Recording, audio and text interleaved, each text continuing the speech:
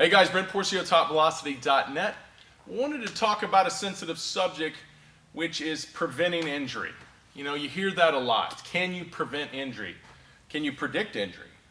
I think it's sad when you hear those that say you can't. Specifically today, where almost anything's possible. It's amazing the things that we're doing.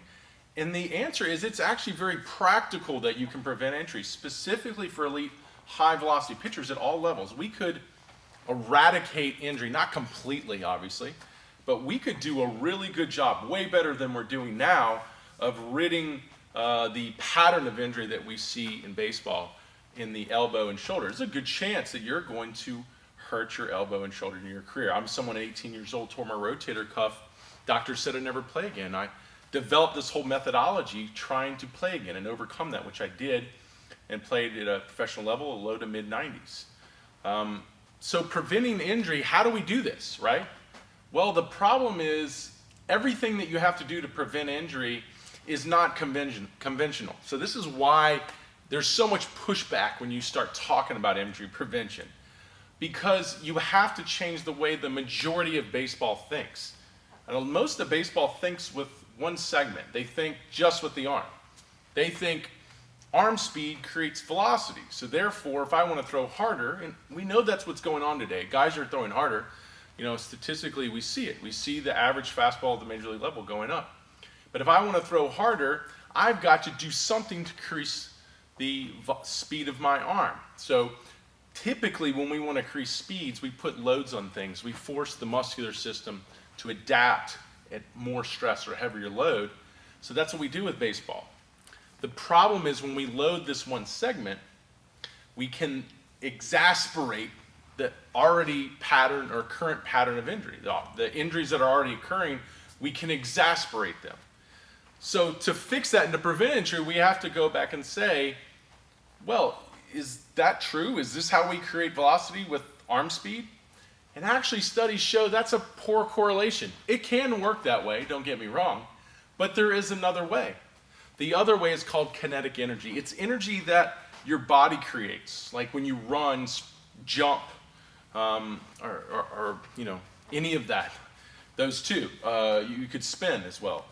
So if you can go and collect the energy from other segments of the body and push that up, kind of like a funnel, to the ball, potentially you really don't have to use your arm as much. Now you're still going to have to use your arm. Your arm is a lever. It has to deliver to get the energy up the body. It has to help put the ball in position and give it a little head start for that energy to push there. But the point is you don't have to over-accelerate the arm to go to an elite level. Of course, there's only so much kinetic energy in your body. If it's not enough, you're going to just try to go to your arm. But if you take the same approach of loading to increase more energy or force the body to adapt to increase more energy, you can then load the body to create more kinetic energy as opposed to just loading the arm to create more kinetic energy. And when you do that, when you load the body, you start finding where the problems are. And I'll tell you right now, very few of the injury problems are in the arm. So when we load the arms, no one really discovers the problems. But when you load the body to create more kinetic energy, all of a sudden you find all these problems. All of a sudden you find that your ankles don't work well. Your hips don't work well. Your trunk doesn't work well. Then you go, well, how am I going to get more of that kinetic energy to get to an elite level so I don't have to use my arm energy?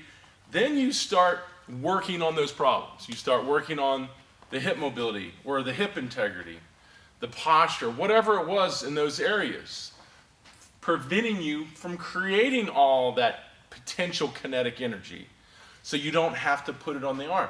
And that's where injury prevention, injury prediction is. If you have a pitcher who's failing to create the kinetic energy, and there's many ways we fail there. We fail with the back leg drive. We fail with the front leg drive. We fail with the hip rotation. We fail with the trunk rotation. We fail with the sequence between the hip and trunk rotation, even before the arm starts. And then you know if they're failing there and they're overcompensating with the arm or glove side to arm, then you know they have a high chance of injury. And that's what I've done. I've used this method, which is the 3X pitching method, to heal and rebuild major league pitchers all levels of pitchers. Guys that in Major League Baseball, for example, one of them, who Chris Medlin had 2 Tommy Johns and was done with baseball. And we got him back to throwing healthy and getting back to the bigs the next year. And he was shocked. He was shocked that for 5 years, he couldn't figure out how to do this without continuing to hurt himself. And once he learned this kinetic chain approach, loading the kinetic chain, fixing the kinetic chain so that energy can move freely so he didn't have to use his arm, it blew his mind. He realized he could play the game as healthy as he had been once before. So that's the key to predicting and preventing injury. You just have to look through the whole system and find the problems. And when you do, just exasperate it. If it's failing and you see the overcompensation from it, which is in the biomechanical understanding of the movement, then just add hundreds and hundreds of pitches to it based on that person's ability to recover, based on their sleep patterns, their eating, based on their tissue thresholds. You could ultimately come up with a full system to predict how this person is going to break down and when this person is going to break down. And I guarantee you, if you don't believe that's true, when AI comes into biomechanics, we will start to predict all of this. I would expect in the next 10 years that we are using AI to study the biomechanics of the pitching delivery and to predict injury and help prevent injury in pitchers going forward. So that's our future, guys. You know, we can ignore this because I know it's not conventional.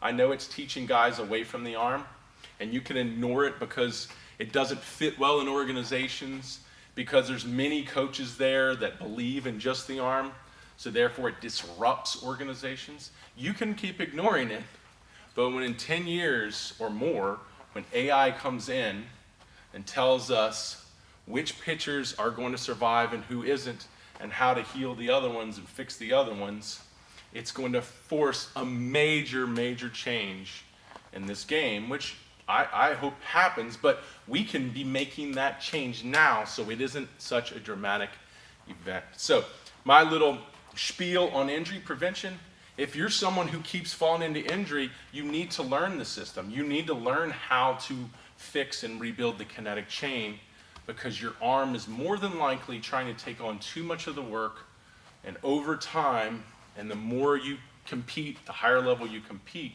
that's why you're falling into injury. If you have any more questions on this or any comments, leave them below. I think it's a great discussion. Let's keep the discussion going. What do you think about all this? Did I miss anything? Thanks for listening.